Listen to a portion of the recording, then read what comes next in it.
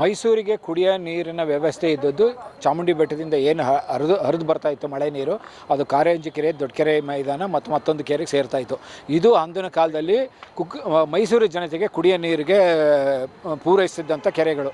ಇವತ್ತು ಕಾರಂಜಿ ಕೆರೆಗೆ UGD ನೀರು ಹರಿದು ಬರ್ತಾ ಇದೆ. ಸಿದ್ಧಾರ್ಥ ಲೇಔಟಿಂದ ಬರೋಂಥ ಏನು ದಿನ ಬಳಕೆ ನೀರು ಏನಿದೆ ಅವು ನಾಲೆ ಮೂಲಕ ಕುಕ್ರಳ್ಳಿ ಕೆರೆ, ತಿಪ್ಪೈನ ಕೆರೆ, ಕಾರಂಜಿ ಕೆರೆಗೆ ಬರ್ತಾ ಇದೆ.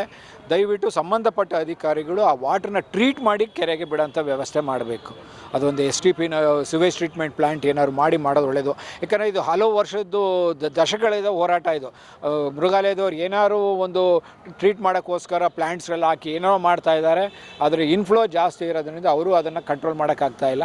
ದಯವಿಟ್ಟು ಸಂಬಂಧಪಟ್ಟ ಅಧಿಕಾರಿಗಳು, ಸಚಿವರು ಈ ಕಡೆ ಗಮನ ಕೊಟ್ಟು ಈಗಲಾರೂ ಅದಕ್ಕೊಂದು ಪರಿಹಾರ ಕೊಡಬೇಕು ಅಂತ ನಾವು ಅಲ್ಲ ಅಂತರ್ಜಲ ಪಲ್ಯೂಟ್ ಆಗುತ್ತೆ, ಕೆರೆ ನೀರು ಕಲುಷಿತಗೊಳ್ಳುತ್ತೆ, ಜಲಚರಗಳಿಗೆ ತೊಂದರೆ ಆಗುತ್ತೆ. ಮತ್ತು ಅಲ್ಲಿ ಕಾರಂಜಿ ಕೆರೆಯಲ್ಲಿ ಸುತ್ತಮುತ್ತ ಹಲವು ಜಾತಿ ಪಕ್ಷಿಗಳು ಬಂದು ಅಲ್ಲಿ ಗೂಡು ಕಟ್ಟಿ ಮರಿ ಮಾಡುತ್ತವೆ. ಅದರಲ್ಲಿ ಹೆಜ್ಜಾರ್ಲೆ ಅನ್ನೋದು ಮುಖ್ಯವಾಗಿ ಕಂಡುಬರೋಂಥದ್ದು.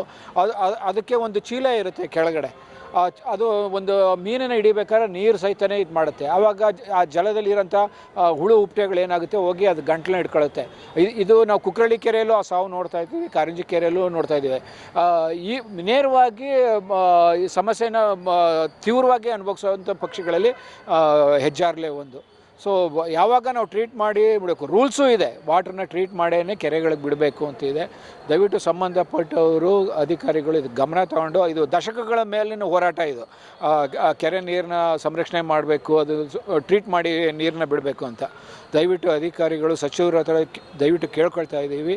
ಈಗಲಾದರೂ ಅದಕ್ಕೊಂದು ಪರಿಹಾರನ ಕೊಡಬೇಕು ಅಂತೇಳಿ. ಕಾರ್ಪೊರೇಷನ್ ಅವ್ರದ್ದು ಜವಾಬ್ದಾರಿ.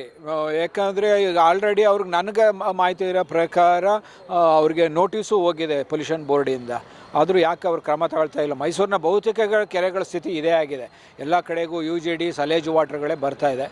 ದಯವಿಟ್ಟು ಕಾರ್ಪೊರೇಷನ್ ಸ್ವಲ್ಪ ತೀವ್ರವಾಗಿ, ಕಮಿಷನರು ನೀವು ಮನಸ್ಸು ಮಾಡಿದ್ರೆ ಖಂಡಿತ ಆಗುತ್ತೆ, ದಯವಿಟ್ಟು ಮಾಡಿ ಇದಕ್ಕೊಂದು ಸೊಲ್ಯೂಷನ್ ಹುಡುಕಿ. ಮೈಸೂರಲ್ಲಿ ಬಹುತೇಕ ಕೆರೆಗಳ ಪರಿಸ್ಥಿತಿ ಇದೇ ಆಗಿದೆ.